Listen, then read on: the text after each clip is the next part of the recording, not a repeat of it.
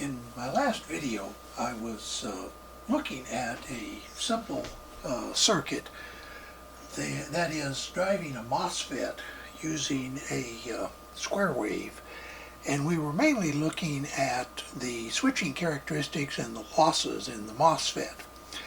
This video is going to be a little bit of a departure, because what I wanted to do is to show you the difference between two current probes. Now, I've been using the MIXIG current probe. Well, I'll give you the model number in a minute. I'll go look it up. But anyway, it's the MIXIG is this trace at the top, and you notice that there's a little bit of noise. I've expanded it a little bit compared to the way it was. In other words, it's twice as sensitive in this as it was in the earlier video. And then on the line below that is these I have now swapped. This is actually the drain voltage, and this is the drain current. I think, anyway, it doesn't really matter, because what I'm going to be doing now is removing this channel, and I'm going to be replacing it with a different current probe. This is there, and then we're going to have to raise the sensitivity of that channel to there. And what you see is, now we're operating the MOSFET at 1 kilohertz here. And the second current probe, which these two should be identical, is a much lower priced current probe. It's the Hantek, I think CP65. Once again, I'll give you the model numbers in a little bit. But that's at 1 kilohertz. Now we're going to go to 2 kilohertz.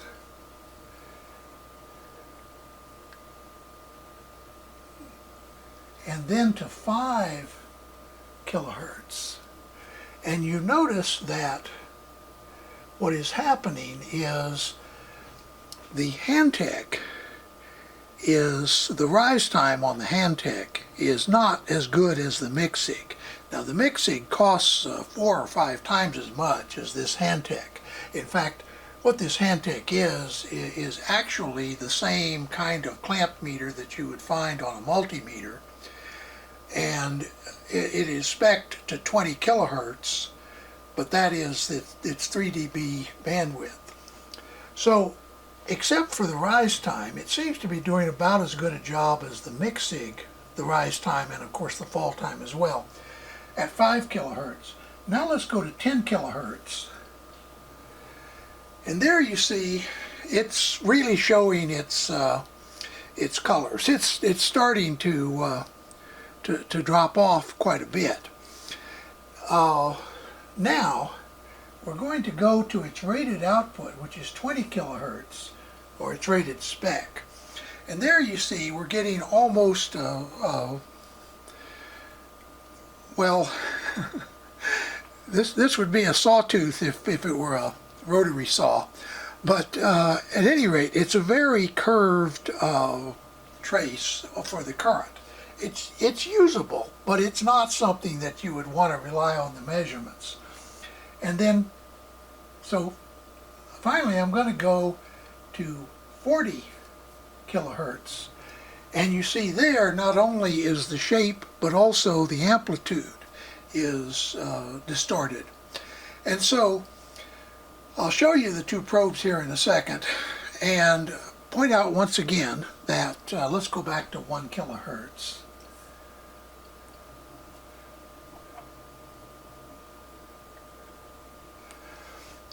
And point out that the Hantek is quite a bit less expensive. So let's take a look at that.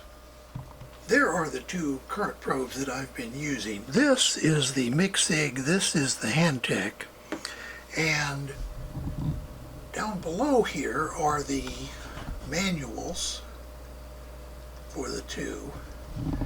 And you see that the one lower priced one is the CC65.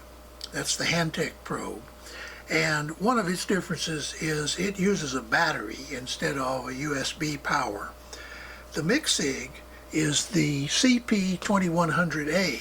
They also make a 2100B that's more expensive, but the one I'm using is the 2100A, and it has a specified upper frequency limit of 800 kilohertz. The Hantech is 20 kilohertz. Those are the specs. Now, I've tested the MixSig, and it is certainly quite usable at a megahertz. The Hantech, as you notice, really is not very usable above about 25 kilohertz. So, this, if I remember right, is about $65, and this is around $200, maybe $210, just over $200 anyway. And at least those are the prices that I paid for these.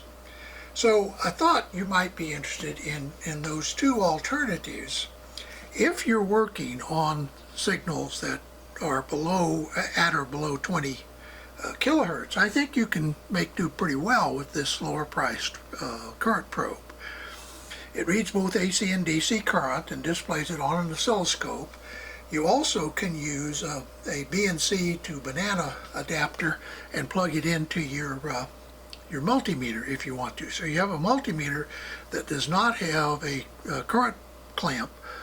You can add it for $65 or so. In other words, it's about the price of the model number. The CC65 is 65 bucks. Now, as I say in my videos, I have no connection to these manufacturers or to anyone. I'm completely retired. I don't take free samples or any of the,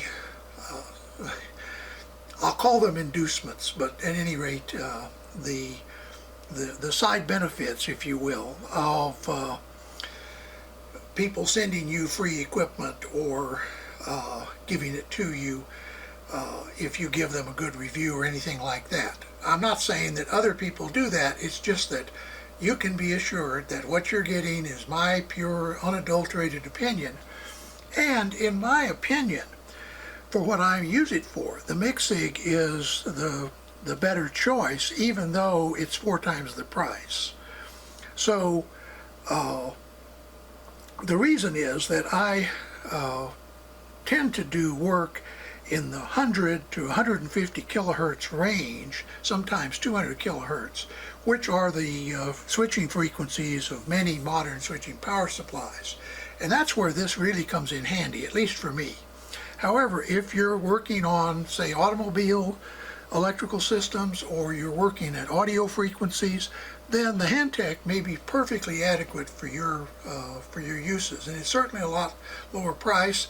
And it's not just the lower price, it's just that the first time you forget and leave this laying on the garage floor and the car runs over it, you're only out $65, whereas with this one you're out $200 or so. So, thought you might be interested in a little comparison of two clamp-on current probes, one of which I've been using for some time, the other of which I've had for a while, but frankly I don't use it very much, although I might use it a little more on a portable Hantech scope that I have on order, but that's a story for another video. So, hope you've enjoyed this, got a little something out of it. Once again, try to keep it short. Wish you a nice day and stay safe.